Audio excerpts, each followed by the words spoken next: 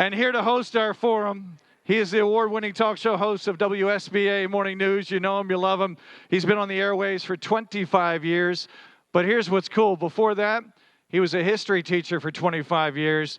And his most important job, he is one heck of a basketball coach. Would you please welcome Gary Sutton. Thanks, buddy. Appreciate it. Thanks a lot. And I think my mic is on. Yeah, it is. So I'm going to introduce the other two people going to be on the stage with me here. Albert Eisenberg is a millennial, and we'll forgive him for that, political consultant and entrepreneur based in Philadelphia and a founder of the nonprofit media outlet Broad and Liberty. He has been featured on Fox News, Real Clear Politics, The Washington Examiner, and more. He was at one point the Philadelphia Inquirer's youngest editorial columnist and only conservative. I didn't know there were any on the Philadelphia Inquirer. Before he was purged for having improper opinions. We've heard some of that lately, haven't we? He is a Maverick Pack Future 40 awardee. Please welcome Albert Eisenberg. Right here? Right here. Never mind. Here. He told you he's a Maverick. Jennifer Stefano is the Executive Vice President of the Commonwealth Foundation. She oversees development, communications, policy, government affairs, and long-term strategic planning. Prior to joining the Commonwealth Foundation in 2016, Jennifer served in numerous leadership roles at Americans for Prosperity and the Americans for Prosperity Foundation. The Emmy-nominated former TV reporter and anchor spent most of her career in the private sector, putting to work her business degree from Villanova University, who is in the Final Four. Let's welcome Jennifer Stefano. Unova. You got it. And ladies and gentlemen, let's welcome our candidates for this afternoon in our first wave of candidates. And they are in the order that you saw come out on the ballot this week. So first of all, former Mayor of Hazleton, former Congressman, let's please welcome Mr. Lou Barletta.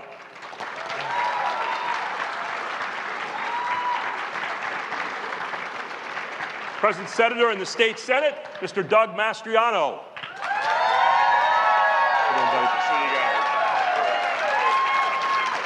Physician and candidate, Mr. Nche Zama.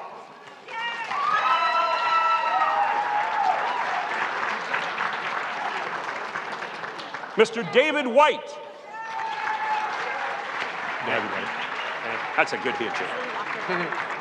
And finally, former Representative Melissa Hart. Melissa.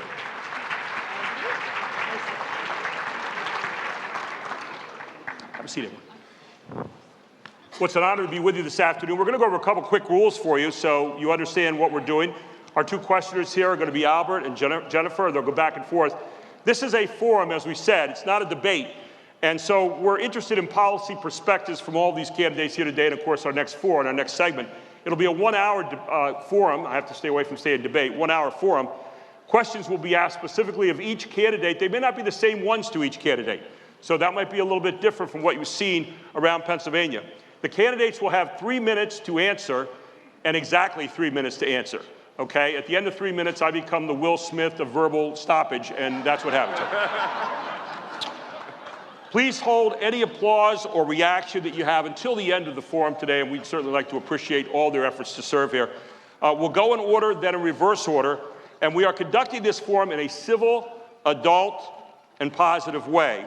There's not a place for character assassination. If they have a difference in opinion on policies, they can do that, but we are not doing any policy or any personal attacks today at all. I'll retain the prerogative to step in those kind of situations, but other than that, Jennifer and Albert are going to be the ones asking the questions today. So in that spirit, let us begin. And first up, question will be for Lou Barletta. We're going to start out ladies first. Jennifer Stefano. Jennifer? Thank you. How do you know I'm a lady? I have a biology degree? I talked to you on the radio. Just kidding. Senator Barletta, the Pennsylvania House is advancing legislation to provide lifeline scholarships for children in underperforming and failing schools in the worst performing schools across the state. And it's providing education funding directly to the parents in the form of an account. So I ask you, do you support this legislation? And when you are governor, how will you use your office and your bully pulpit to get legislation like that to your desk? Absolutely, I agree with that, and I do think we need to make sure that the funding is there. You know, school choice is a big deal for me, and I think for a lot of people in Pennsylvania, and making sure that the money is there so that people have an opportunity to go to the schools of their choice. And if we want to lift people out of poverty, the best way to do that is through a good education. So I think it's critical that the funds are there and the monies follow that student, and we give everyone a good opportunity. Okay, very good. Let me turn right now to Albert, and we have a question for Doug Mastriano. Albert? Hi, Mr. Mastriano. Thanks for being here. Republicans nationwide are concerned about voter fraud and voter integrity. Last year as state senator, you took the lead on launching investigations into vote counts and potential fraud in the 2020 election. However, you're no longer leading that effort due to some Harrisburg wrangling. Can you reflect on why this is, and what are you doing to help ensure that our elections are free, fair, secure, and open to all? Yeah, thank you. So the election happens in 2020, November 3rd. Remember that day. And a couple days after that, leadership came out from the General Assembly and said, we're not aware of any fraud. But meanwhile, I don't know how anyone cannot be aware of any fraud. If you check your emails and messages and people from across the state calling in, hundreds and thousands and tens of thousands. Doug, this happened to me, that happened to me, do something, Senator, do something. And then I wrongly imagine the more senior folks that have been doing politics for the larger part of their life would actually do something. They didn't. So we put together a hearing in Gettysburg on the 25th of November, the day before Thanksgiving, and it blew the lid off of it. It opened up a can of worms that unleashed what we see is going on in Arizona and Wisconsin and Georgia and elsewhere. And we need to get to the bottom of it. You know, what happened in Harrisburg this last summer, trying to work with everybody, and there's some issues clearly in Harrisburg. If there was a desire to do a forensic investigation, a forensic audit, as we endeavored to do vis-a-vis what we saw in Arizona when I visited there in June, it would have been done by now. And that's right, and had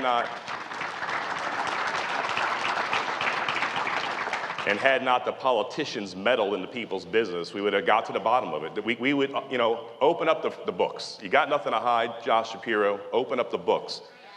And yeah, it's that easy. About 2/3 of Republicans have doubts in Pennsylvania about our voting security. It's true. So how do we overcome that? Doug, I don't know if I'm going to vote because my vote doesn't count. That's the worst thing, Republicans. You can say you're part of the problem if you fall for that Democrat lie. Yes, we have corruption and fraud. Yes, we don't know what happened in 2020, but we do know that we have to take our state back. Virginians showed up in numbers, in overwhelming numbers this past year, and they took their state back. We have to do the same in November, and we'll turn Pennsylvania around. Thank you.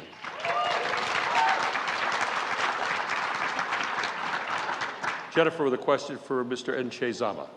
Yes, Dr. Zama, thank you. Can you tell me what your vision is for Pennsylvania and what your first act as governor will be, and why that would matter to the working men and women of our state? Pennsylvania is the greatest state in the Union.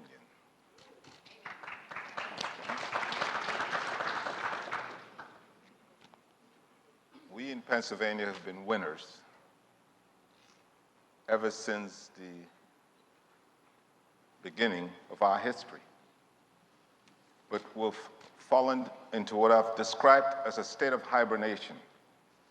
We need to reawaken Pennsylvania. And we cannot accomplish any of the goals that we hope for if we're not united. And I believe there's never been a point in our history where we're as divided as we are now. Therefore, until we're united, can we pursue any meaningful agendas? Otherwise, they'll all be illusions to us. So, what I intend to do as governor is to bring the various factions, the various sides together to dissolve this silo status that we have and start to concentrate on the things that matter most to the people in Pennsylvania. I intend to have a high-performance team around me to be able to map out a strategy for the future of this state. That's one of the first things I'll do. And secondarily, I want to be the governor that espouses, embraces, and promotes excellence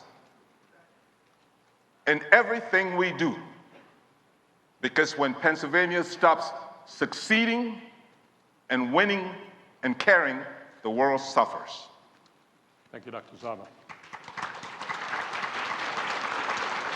Albert with a question for David White. Albert? Mr. White, in March 2020, Pennsylvania joined states like New York, New Jersey, and California in signing and mandating an ill-fated order to send COVID-positive patients into nursing homes. Then our State Secretary of Health moved her 95-year-old mother away from one such facility into a high-end hotel. Tens of thousands of people have died in Pennsylvania in long care facilities and nursing homes, the highest proportion in the country, and many of them are in Delaware County, as you know. As governor, how will you bring justice to the victims of this ill-fated order, and will you pledge to hold investigations in Harrisburg to understand what happened in early 2020 and why Dr. Levine moved her mother into a high-end hotel just as the order was mandated? Yes, thank you all for having us here today. And absolutely, we have to make sure the people that signed those orders and carried out those orders are held accountable. But not just Governor Wolf, Josh Shapiro, who never lifted a finger to protect our citizens, our elderly, or any of the businesses that were shut down. This governor and this Attorney General were complicit in having so many deaths of our elderly. As was pointed out, many of those happened in Delaware County, my own neighborhood, because this governor insisted that COVID patients that were sick went into nursing homes. The exact opposite of following the science. There's no science that was followed here other than political science. Something to get themselves ahead. Something that could take control of everybody in this state. And they need to be held accountable for all of their actions throughout that whole pandemic, including the deaths of our elderly, as well as shutting down 30% of businesses in Pennsylvania that never had the opportunity, as my business, to come back and operate again. And I'll make sure they are held accountable, that we look into it, and we have investigations to hold everyone accountable that had anything to do with that. Thank you, Dave. Jennifer with a question for Melissa Hart. Jennifer? Yes, so families right now are facing higher prices at the grocery store and at the gas pump.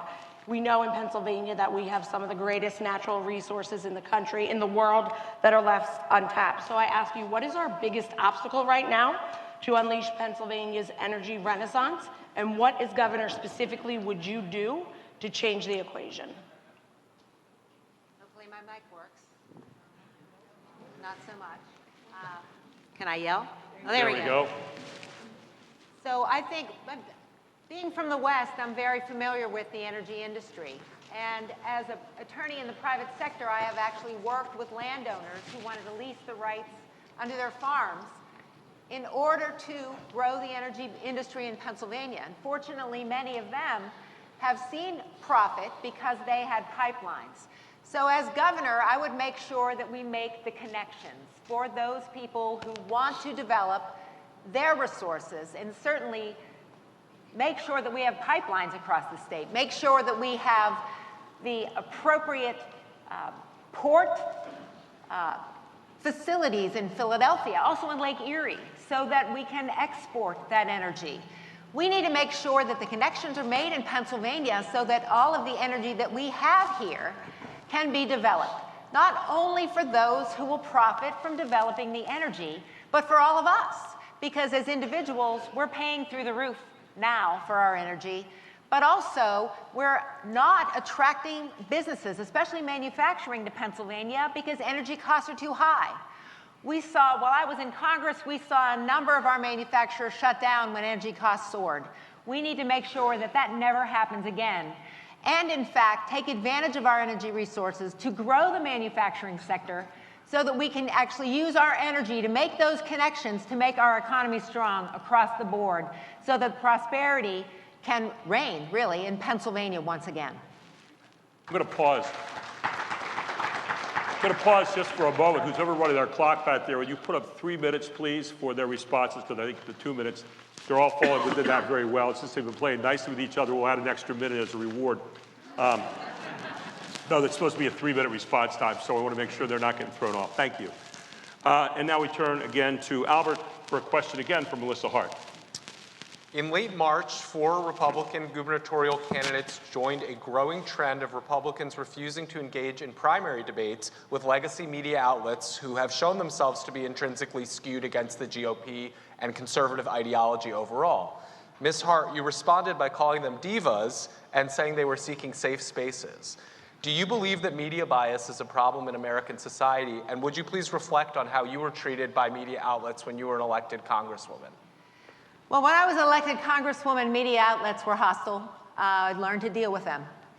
And in a primary, when everyone is a conservative, I'm really not sure what the concern is, because each and every one of us is going to need to defend our positions in a general election. So I didn't actually call them divas. Diva-esque. I suggested that the demands were diva-esque. So there is a difference, but I do believe it's important for each of us to come across as willing to answer questions. You know, if we're hiding and we're not answering the public's questions, then I'm not sure how we can ask them to trust us with solving their problems and working together to build the coalitions that we need to be successful. So I defend really, and I stand behind what I said, and I still am doubtful of individuals who want to place such rules in front of the press. In fact, one of them suggested, one of the rules was that none of the questioners can ever have spoken ill of the candidates they're questioning. I'm sorry, but the media speaks ill of us all the time. And we need to call them out as well, but we need to have that conversation. We need to not be afraid of having that discussion. And to go further, I think each and every one of us as candidates, when challenged, it gives us the opportunity to show our differences. It gives us the opportunity to display how we will be successful when challenged. You know, we can all stand up here and talk about what we do, but we have to also show that we can find ways to be successful in the face of resistance. And I see the media as our first test. When they want to make us look bad, we find ways to make them look bad. And we find ways to get our message out to the public. So I'm supportive of us being involved and not really fearing being involved in any of these open forums, any of these debates. Because to be honest, I've heard the media criticized just as much as I've heard candidates criticized. Melissa, thank you so much. Jennifer with a question for David White. Yeah, Mr. White, our children's education was decimated during COVID, and it was largely due to the overwhelming power of the government unions here in Pennsylvania, particularly the teachers' unions. And we mustn't pretend that it's simply a Democratic problem. It has also been an enormous problem with the Republicans as well. So I'd like to know, as governor, what specific labor reform do you intend to advance in order to rein in the unwielding power of government unions? Well, we had what this pandemic showed us, the one good thing that came out of this pandemic is we saw what the teachers were teaching our children. And that is something we need to never, ever forget. As part of my policy, I'm going to make sure CRT is never taught in our school. From day one, I will sign an executive order doing away with it, and I will ask for legislation for that. I will also make sure curriculum is put up online so you can see what is being taught to our kids. Parents need to take control of our schools and our kids' education. That has got to be the first and foremost thing on a governor's mind. And in order to do that, we need to take on the teachers' unions. We have to get paycheck protection. I will be the governor that will sign paycheck protection and take the money out of the teachers' unions so they cannot spend it against us politicians that want to do well for our kids, that want to get school choice passed. We've been talking about school choice for 25 years. 25 years. Every year there's an election, it comes up, and they say, we're going to do it again. Well, how's that been working for us all? We need someone from outside the system. We need a business guy that depends on results. In a business, you have to get results to get things done. In Harrisburg, if you don't get results, you get reelected. That's what happens in Harrisburg. I will take on the unions. Every time we tried to get paycheck protection, the unions would stand up and say, you were just trying to break the unions. That's why you're doing this. I'm a steam fitter. I'm from the private sector unions that does not take any public money. I am the guy that can take on the unions. I'm as upset as everyone else about the education of our children, the lack of education of our children, promoting our children from high school that they can't even read. I am going to take on the teachers union, and when they stand up and say, you're just trying to bust the unions, I'll tell them no. I'm a union member. I'm signing this because you crossed the line, and you've done it once too many times. No other politician has been able to do that. I will be the governor that signs paycheck protection. I can assure you of that. And I will be a governor that gets results and gets school choice signed on my first year. I can assure you of that, because I am results-oriented. I don't kick the can down the road. Thanks, David.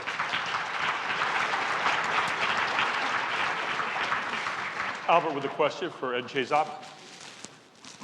Mr. Zama, you've shared a heartfelt perspective as a medical professional in this race. Healthcare ranks among the top issues for Americans nationally and in Pennsylvania, and the one that stands out that Republicans do the worst on against Democrats in issues rankings, as opposed to issues like crime, inflation, and controlling the border, where Republicans are more trusted than Democrats. What is missing with the Republican message on healthcare? What is a market-based solution for this problem that Americans face?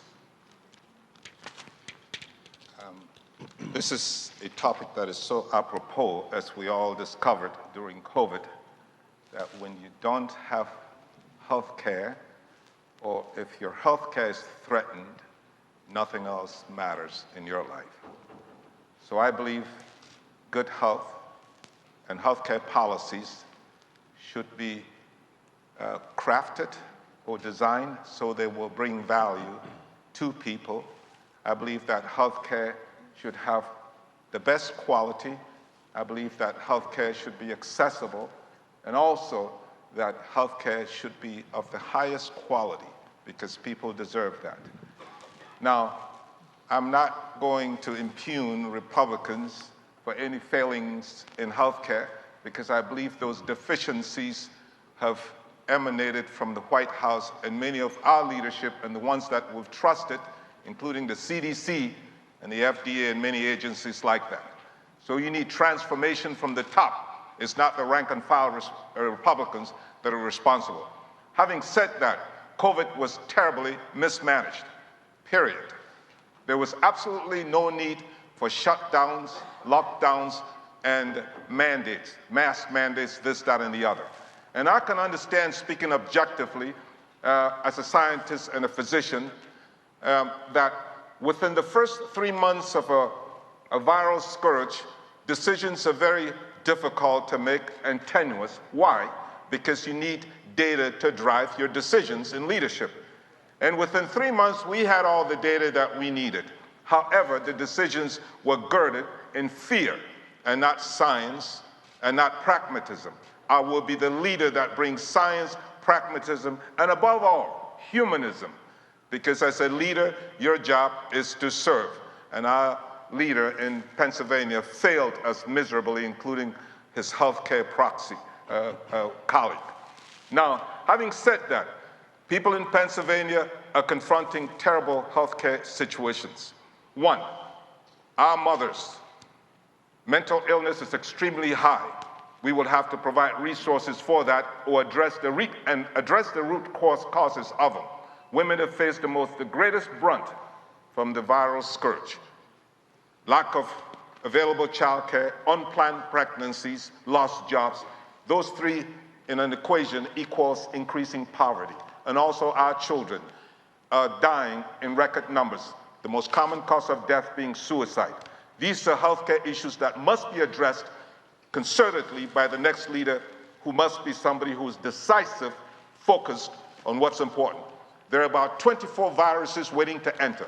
The first thing I will do as governor, most importantly, is to convene interceptive medicine and pandemic prevention council and have healthcare available across the state through telemedicine. It's a huge area, and it requires a critical thinker with profound experience in leadership. Thank you. Thank you, Dr. Zama. Our next question is for Doug Mastriano, and Jenna has that for you.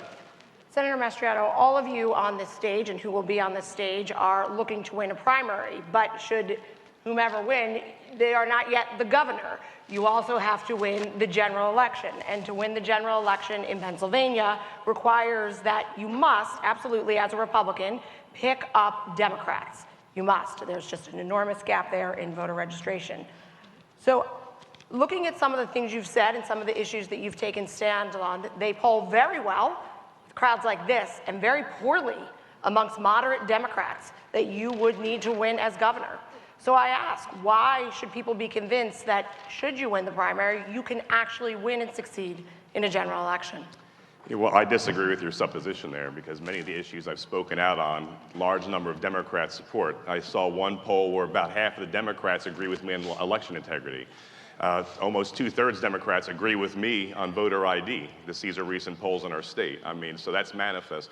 You know, something magnificent and historic is happening in Pennsylvania, and I'm honored to be part of it because it's a people's movement. Many of you in the room here brought Rebbe and I to this place. We did not have plans on running for governor. When the shutdown happened and hardly anyone was speaking for you, just a handful of people like Representative Borowitz I see there, just a handful of folks taking the shots. So what you see in me is bold, proven leadership. And that's why when we're around the state and we collected a record number of petitions by Republicans, you did it, 29,000 signatures just about, incredible record for Republicans. During that time, thousands of Democrats are switching parties to vote for me, switching from independent and Democrat to vote for Doug Mastriano. We were with in Harrisburg. We have a Latinos from Mastriano. Some of you were there. It was beautiful. Fantastic. In that room, in that day, 7 people were registered Republican. Several of those were Democrats. We're seeing people that want somebody who's not just talking. They hear talk from Josh Shapiro. They hear talk from the Republicans. They want to hear somebody, they want somebody to lead the state that's proven in bold leadership. You know, standing out there on the steps with you, trying to reopen the state here and fighting for voting integrity and trying to protect the businesses and get the schools opened up and get the mask off the face of the kids and to push back the vaccine mandates. Who was out there taking the shots? And you saw it. It was a coordinated, orchestrated plan by the liberal left-wing media, according to Political, to bring me down. And just as I fought for you overseas, I'll continue to fight for you as I have. It's easy for someone up here to say, I will, I promise, I pledge, I shall. What have you done? Where you've been the past 2 years when people needed you? When your loved ones, yeah. So, at our rallies, I've had numerous Democrats. They say I'm a lifelong Democrat. I'd normally disagree with you on all these issues, but because you stand for freedom, I'm registering as a Republican. So I disagree with you. The Rust Belt Democrats, the old school Democrats, many Democrats who love their kids want school choice, as we found how ardent that was in our Latino meeting last weekend. They're on our side. You know, that's a false element that's put out there by the old establishment. You know, you might be too conservative for Philadelphia and Pittsburgh. I don't buy that. This is not 2018. We walked through the crucible together during the COVID shutdown, and they saw who the leader was, who the lone voice was standing up for their kids. You know, Philadelphia, that referendum that we ran out of the General Assembly to put the power back in your hands, it was rigged against us because the language was written in a way you didn't know what you're voting on, taking the emergency powers out of Wolf's hands. But in that, we won 30% of Philadelphia's vote. Those people are my people. They stood together with me in the steps of Harrisburg. And also they see somebody who does not just not talk, life of service. Many of the Democrats are veterans or have family members, and because of that, they're on our side. And even many of them are on the right side of issue of life as well. And they see how radical the party's gone. Their party has left them behind, but they're going to be embraced by Mastriano. Under Mastriano, Pennsylvania has become a Republican state.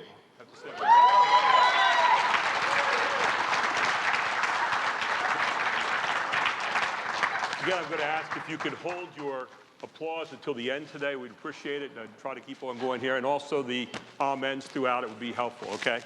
Thank you. Next question comes from my guy to my left here, Albert, who's got a question for Lou Barletta. Albert, go ahead. Mr. Barletta, in 2018, in a difficult year for Republicans nationwide, you sought the nomination successfully for U.S. Senate and ran unsuccessfully against Bob Casey, who beat you by 13 points. Pennsylvania is a swing state. Why is this year different? How will you make up the gap if you're the nominee this time around for governor? Yeah, thank you. You know, running statewide for the first time is a difficult task, as everyone is finding out. you know, running statewide sounds like a great idea until you get in your car and realize how big Pennsylvania is. Trying to raise your name ID in Pennsylvania will cost a lot of money. I know it because I did it in 2018, where it cost us over $8 million for people to get to know who you are. And running statewide for the first time and not being successful, I don't believe is a liability. In fact, I believe it's a reason why it's put me in a better position to win. Pat Toomey lost the first time he ran statewide. Arlen Specter lost the first time he ran statewide. Governor Casey lost the first time he ran statewide. And in fact, running in 2018 in a Democrat year, as you mentioned, against a name like Casey, where many people still think it's his father, it's a very powerful name, I won 54 of 67 counties.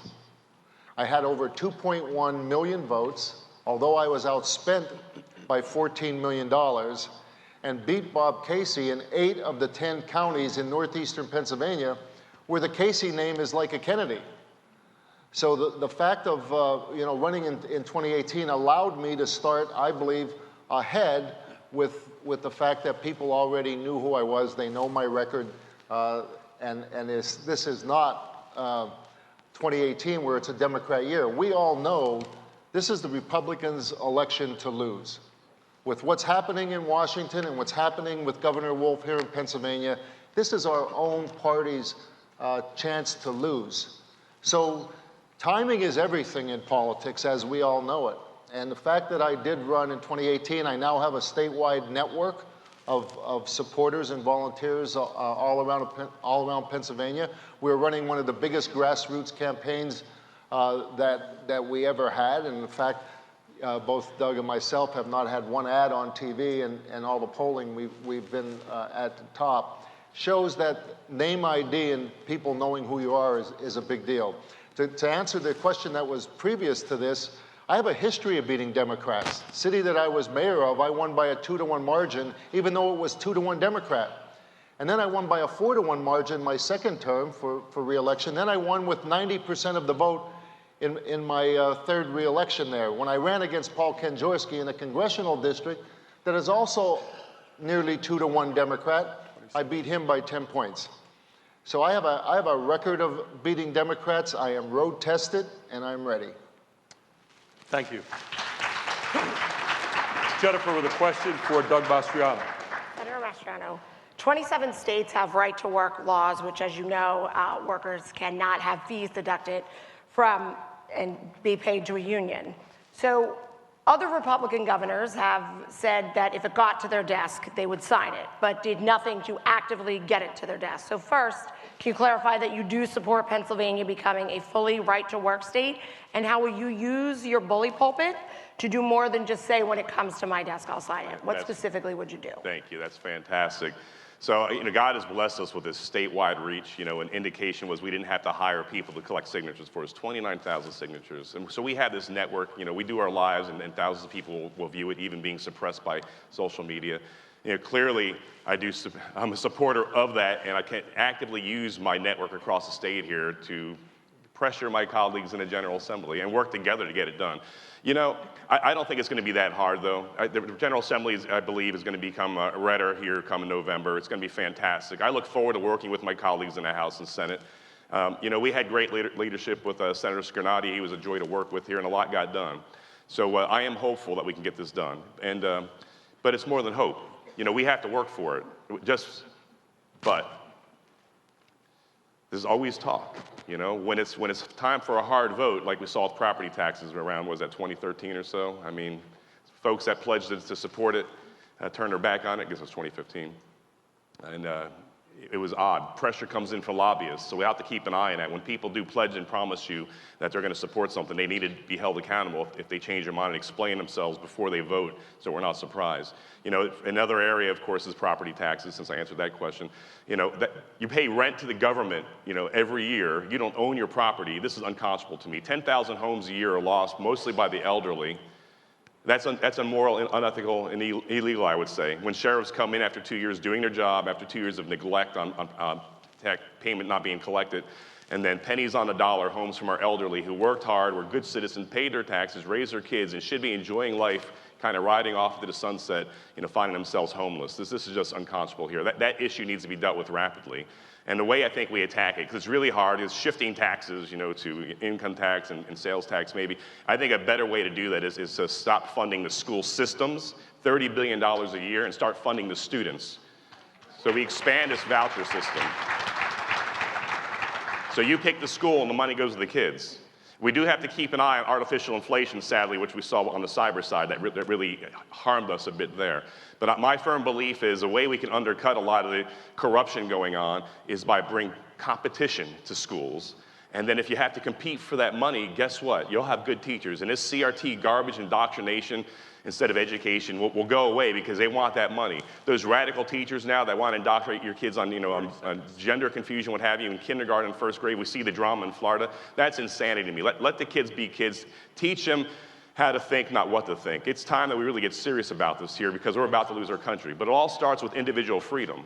And that's the key thing about the Mastriano administration. We're going to put freedom back in your hands. You're going to walk as free people. And if Jesus set you free, you're free indeed. Thank you. Albert with a question for Nche Zama. Albert? Dr. Zama,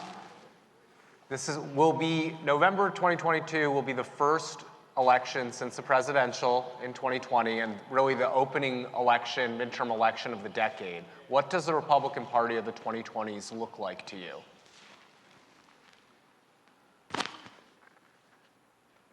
Ever since I was a child, I've been a winner,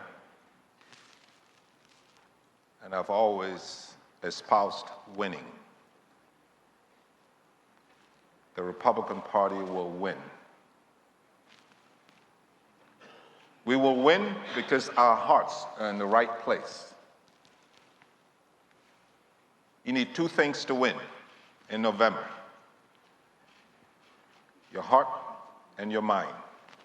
Our hearts are in the right place, and as you've heard my colleagues, we've identified so many problems in this state. I've stated time and again that Pennsylvania is sick and it needs a doctor.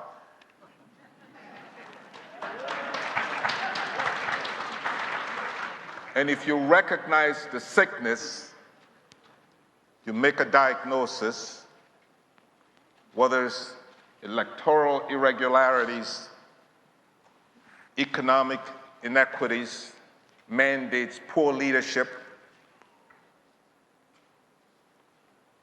Only when you identify those problems can you begin to seek sustainable solutions. And because the Republican Party has chosen to carry that banner and articulate these problems across this beautiful Commonwealth, I believe their messages will resonate across the board. It wouldn't be partisan. And given the realities of the times where we live, with psychotic leadership in Washington, D.C. with Joe Biden and many others, and the energy controversies, and the suffering, the expenses, the costs, gasoline, this, that, and the other, we can't but win in November. But in thinking about winning, we need to start thinking strategically, because it's not going to come rolling in on the wheels of inevitability. We must make the right decisions. We must pick the right candidates who have imbued with the characteristics that will win, because the opposition is not in a coma. They're actively working to either continue some of the policies that my colleagues have been talking about or craft new ones that will prevent us from winning. We have to be able to attract enough people from the other side. There's 600,000 more registered Democrats in this state. And so we can't think short-term like politicians do, short-term fixes. It has to be a sustainable long-term strategy. And I believe that concertedly, collectively, we can deliver a win to the world in November. Thank you. Thank you. Jennifer, with our next question for David White. Yes, Mr. White. Prevailing wage. It runs up the cost of all public jobs, and it requires that we pay union-like wages whenever a school building or a government building at the state level needs to be fixed. Yet, sometimes there's an argument that, you know, the working man really likes to get prevailing wage, but it hurts businesses. And as a mother, when I look at some of the schools and the disrepair, and it's 3 times cheaper to fix the private building next door to the school building, this becomes very problematic. So I ask you, would you support ending mandates that require prevailing wage on state jobs? You know, we got to get over saying that the problem with Pennsylvania is with the blue-collar workers that are carrying a lunch pail to work, getting up 5 o'clock in the morning, going home at 5 and 6 o'clock at night, trying to make a living, trying to raise a family, trying to make a better life for their own kids. I'm one of those blue-collar workers. I'm one of those blue-collar workers that worked hard, graduated high school, a VOTEC student, and quite frankly went out and built an $85 million a year business. I'm the American dream. I'm sitting here. I'm living what Pennsylvania should be promising us, and it isn't. I'm living what America should be promising us, and it's not. The problem isn't the workers in Pennsylvania. The problem is the politicians in Pennsylvania. The problem is the regulatory authorities in Pennsylvania. The problem is we're using regulations from 1906. Come on, it's 2022 here. We're about to get to an election. The problem is permitting that's taken 2 years, not 90 days. That's the problem with Pennsylvania. It's not the blue-collar worker that gets up and sweats, goes out and works in 95-degree weather. I was there. I had to change my shirts 3 and 4 times a day. I worked on pipes in 0-degree weather. My fingers would stick to them. It's not their problem. It's our problem, the government, the elected officials that refuse to do anything. The elected officials that have doubled our budget in 10 years, doubled it, and we have nothing to show for it. That's what the problem is in Pennsylvania. We need to stop blaming the people that think Pennsylvania no longer works for them. They work for Pennsylvania. It's got to be turned around. I'm one of those workers. I understand how difficult it was to raise a family. I understand how difficult it was to bring home the bacon, as they say. How tough it was to get up every morning. But we do it as Pennsylvanians. We do it as blue-collar workers. We need to stop blaming them. We need to blame the people that are elected that get nothing done. As I said, I know what it is to run a business, to grow a business. I know we need a business-like mentality in government, in the governor's mansion. I'm the guy that's going to bring change. I'm the guy that's going to run this as a business. I'm the guy that has said on day one, every department head will have their resignation letter on my desk and will need to interview for their job. If they don't have a pro-growth, pro-business, pro-Pennsylvania first agenda, they will never work in Pennsylvania. That is what we need in Pennsylvania. We need to stop blaming the hardworking men and women of Pennsylvania and put the blame where it belongs, to the elected officials and the bureaucrats. Thank you.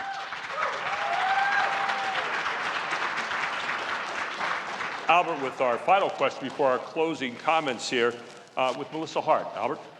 Ms. Hart, flash forward to January 2027. You're ending your first term as governor, Pennsylvania. One accomplishment stands out to you. What is that accomplishment? Well, thank you for that confidence. After one term of a Hart administration, I'm going to take off on some of the things that Dave White just said, and it is dealing with the bureaucracy. We've had several new state office buildings built since the time I served in the state Senate, and I'm really not sure why. The bureaucracy has grown, yet the services have gotten worse. We have an attitude that some of you may detect when you seek a permit or when you seek a license. A professional license, for example. I ran into a woman whose daughter is a nurse practitioner. We're very short of healthcare professionals in Pennsylvania, and her license has taken already 6 months, and she still doesn't have an answer. Questions like that are ones that can be answered pretty quickly on day one of a Hart administration, where each and every state agency will be headed by someone who's more interested in customer service than slowing down the economy of Pennsylvania. Whether it's construction that beautifies a community, whether it is a pipeline that will help us grow our energy industry, whether it is a new manufacturing business that needs permits. We need to move those through to make sure that the dynamic business atmosphere to grow our economy is supported by Pennsylvania state government, not blocked by Pennsylvania state government. You know, I've actually called on behalf of clients. I'm a small business lawyer now. I served as a state senator, for those of you who don't know, for 10 years. And after that, I served in the U.S. House for 6, always, by the way, from Democrat registered districts, though I am a conservative Republican, building coalitions to get things done. But back to the question, that is the way we solve problems. That is, let's look at the burden that the bureaucracy has put on our people. It's agriculture. How many people who are involved in the ag industry have had to wait for permits, have had incredible fines slapped on them because of clean water concerns, instead of the department assisting them with compliance? When I was a state senator, I worked together with Tom Ridge and his administration to make our bureaucracy more friendly, and we saw Pennsylvania move from the bottom of the barrel in job creation up toward the middle. It's too bad we couldn't have a governor like that for a longer period of time, because it was focused on growth, focused on being a partner to the economy, the builders in Pennsylvania, not an adversary. So that's the one thing you'll be able to point to after my first 4 years. But beyond that, I want to eliminate the inheritance tax. When I chaired the State Senate Finance Committee, we removed the spousal inheritance tax, and I expected in the time since we would have gotten rid of it. Have we? No, we have not. Descendants still pay 4.5%, and small businesses aren't handed down from one generation to the next as a result. Appreciate it. 3-minute rule. And now we're going to have to cut to 2 minutes. Closing remarks, and we'll start with Melissa Hart. 2 minutes. I'm a mom of a minor in Chester County, and I have a question about the sexual. Ma'am, I'm sorry. Ma'am, please sit down. Thank you. Thank you. You can ask them afterward, and they'll be available. Okay? Thank you. Melissa, 2 minutes, or closing remarks. So this is sort of, if any of you have ever done a fantasy sports draft, this is like the snake draft, right? So I'm up and then I'm up again. And I want to say as a closing remark, it's important for us as conservatives in Pennsylvania to look toward the future. We've got to elect someone in our primary who can get elected in the general election. I have 6 elections as a conservative, in Democrat registered districts to prove that I can be that person. I have a successful record of pro-life legislation being signed. Safe havens legislation was my bill. We had the opportunity to work together with Republicans and Democrats when I was senator to pass legislation to protect the unborn child and grant personhood, so that if a crime was committed against the mother and caused the death of that child, that person is charged with a crime against that child. It's important for us to move forward in a humanitarian way. It's important for us to partner and build coalitions in order to be successful. You know, the governor of Pennsylvania is not the CEO. The governor of Pennsylvania is the person who builds those coalitions in the General Assembly, with the state Senate, with the state House, to make sure we can move forward the policies that will help free Pennsylvanians from the burdens that have been dumped on them by the Wolf administration, and move forward with growth and opportunity, so that young people in Pennsylvania, instead of looking to move elsewhere for a job, will stay here and help grow our economy. We need to have voter integrity. We need to repeal Act 77 that one of my colleagues on the stage here voted for, so that we have voting on Election Day.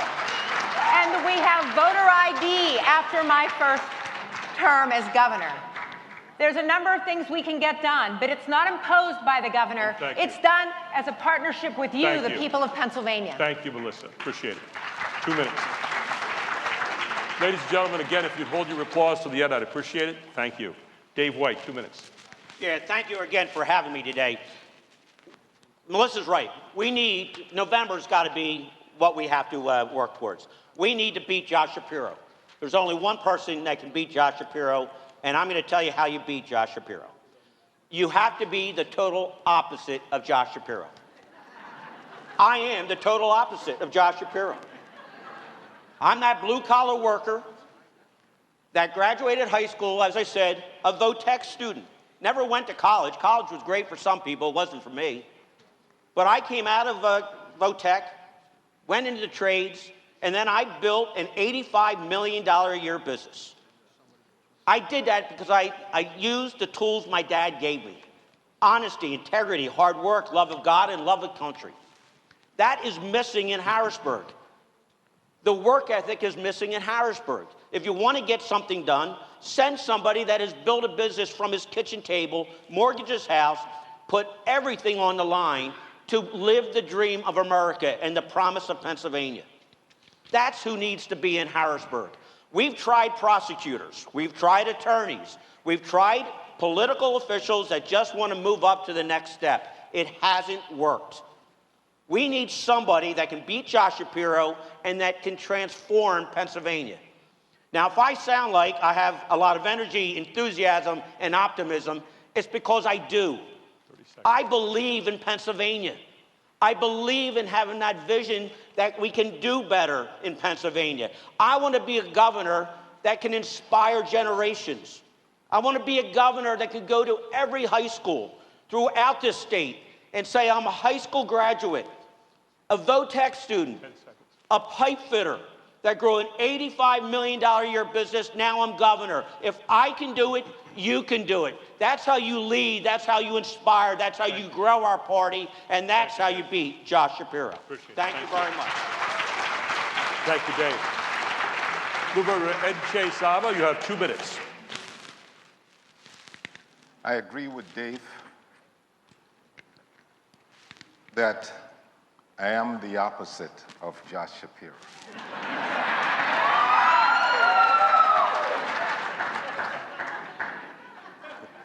And just think about it. I love you, man. I love you too. A 14-year-old from a grass hut, my brothers and sisters, battled snakes, walked miles through the jungle to school, in a hut, slept on a bamboo bed, shows up with $20 in the greatest country in the world that I've embraced and loved so much, to do what I've done, to be sitting on this podium. I can't think of greater inspiration for those out there wallowing in despair in the various corners of this great commonwealth. I want to be that beacon light of hope for them. And I thank God every day for giving me the opportunity to be who I am. And I want to make that American dream true for the rest. Yes, I've been in leadership position for years in the most complex industry in America, healthcare, as a leader. Yes, I consider myself the package deal because I will fight for your energy. I'll fight for education. With a PhD, I'll be a tsunami to compete with when it comes to Democrats. And I've said time and again, the one guy Josh Shapiro does not want to meet on a debate stage is Zama. Yes, I've been called nigger when I'm wheeling a patient to the operating room to fix their heart. You've read my book, and it's true. And yes, that's what a leader does. I stay focused, I'm decisive, and disciplined. If you want somebody in Harrisburg that you wake up every morning and you go to bed at night and you say, yes, we got a compassionate, conservative, critical thinker. Thank you, Dr. Zama. Appreciate it. Got me. Doug Mastriano, 2 minutes. Thank you. Thank you for being here. It's been a long 2 years here, but we walked through this together. You know, talk is cheap, my dad used to say. High school dropout that had to join the Navy to avoid going to jail. Drag racing his car too much. The judge got tired of seeing him. And the Navy changed his life, and he lived the American dream. And he raised us to love our country. 2 of my brothers joined the United States Marine Corps. I was dropped on my head, obviously. I joined the Army. Love the Army. And like so many colonels with a PhD, 4 master's degree, award-winning author, all that is dung if we lose our country, as St. Paul says.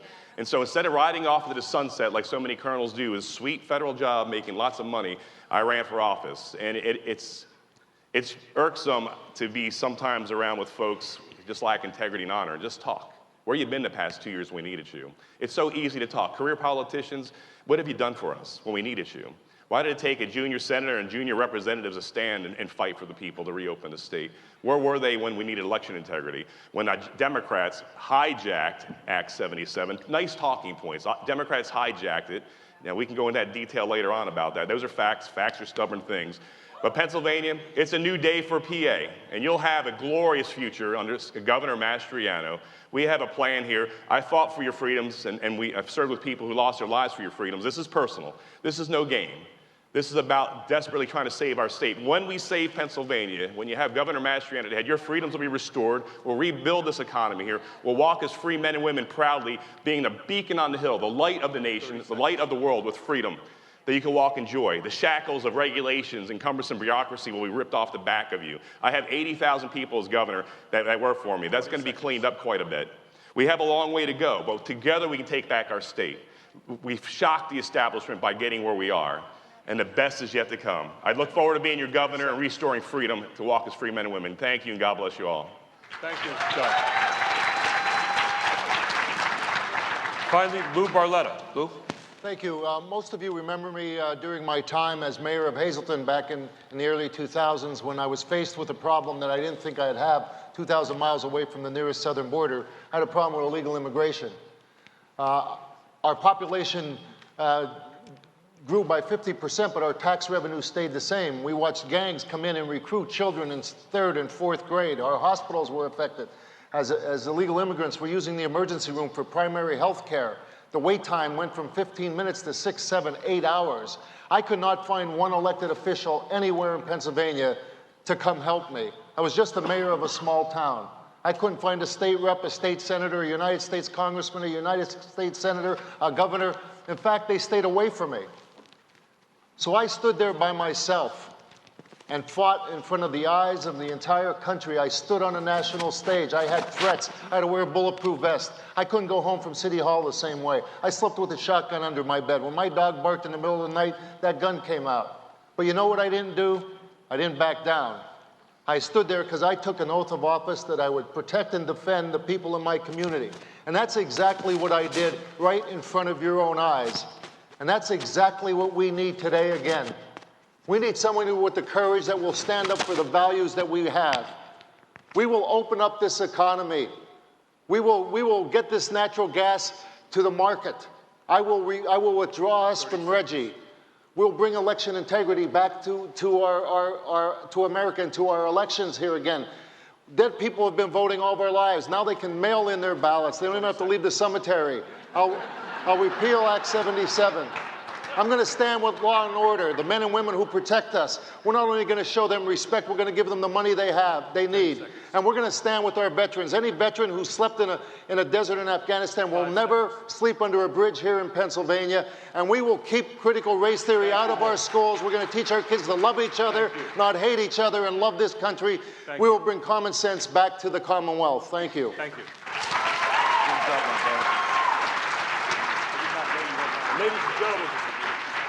Ladies and gentlemen, our first wave of candidates say, now you may all stand and applaud for them, and thank you for their efforts to serve. Thank you.